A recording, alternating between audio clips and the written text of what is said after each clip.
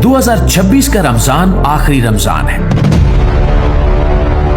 दुनिया खत्म होने वाली है, बड़ी खबर मंजर आम पर आ गई।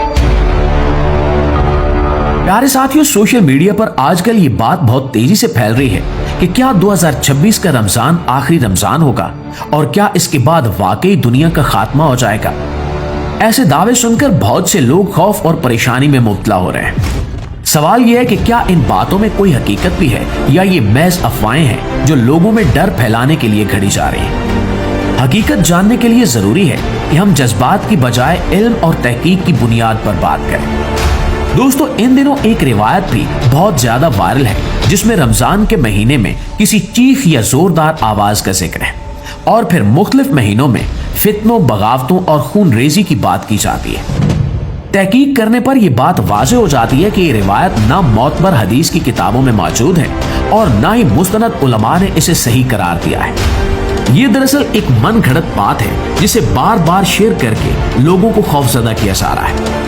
नबी अकरम सल्लल्लाहु अलैहि वसल्लम पर झूठ बांधना बहुत बड़ा गुनाह है और हमें ऐसी हर बात से बचना चाहिए जिसकी कोई मजबूत दलील मौजूद ना हो। जब कयामत की बात आती है तो इस्लाम हमें बिल्कुल वाज़ेह असूल देता है कि कयामत के वक्त का इल्म सिर्फ और सिर्फ अल्लाह ताला के पास है। कुरान मजीद की सूरह लुकमान की आयत नंबर 34 में साफ फरमाया गया कि कयामत का इल्म अल्लाह ही के पास है।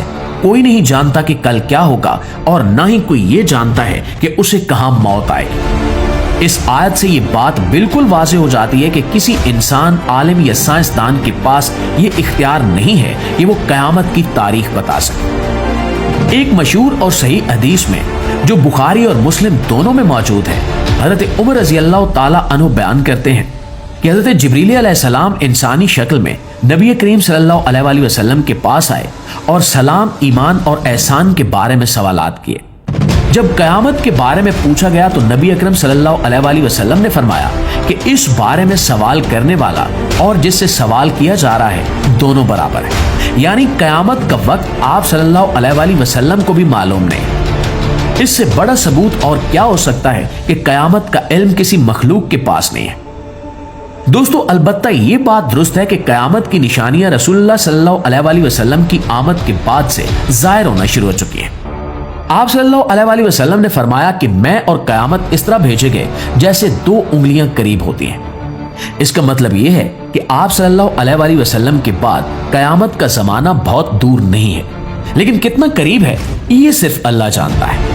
चांद के दो टुकड़े होना, झूठे नबियों का आना, फितनों का फैलना, ये सब निशानियां तारीख में जाहिर हो चुकी हैं। आज के दौर यानी 2026 में अगर हम दुनिया के हालात देखें तो वाकई कुदरती आफात में इजाफा हो रहा है। जल्जले, सैलाब, तूफान और आतिशफिशां पहले के मुकाबले में ज्यादा हो रहे हैं। साइंसदान जमीन की प्लेटों की मुसलसल हरकत और मौसमी तब्दीलियों पर बात कर रहे हैं, लेकिन इन तमाम बातों को कयामत की हतमी तारीख से जोड़ देना बिल्कुल भी दुरुस्त नहीं है।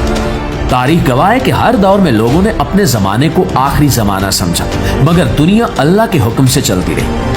रमजान का महीना हमेशा रहमत, बरकत और मगफरत का महीना होता है, ना कि खौफ और दहशत का। अगर 2026 के रमजान में भी सूरज या चांद गिरन होते हैं तो ये कुदरती निजाम का हिस्सा है, जैसा कि पहले भी होते रहे। इनका ये मतलब हरगिज नहीं है कि दुनिया फौरन खत्म हो जाएगी। दोस्तों, इस्लाम हमें खौफ की बजाय उम्मीद, इस्लाह और अमल की दावत देता है।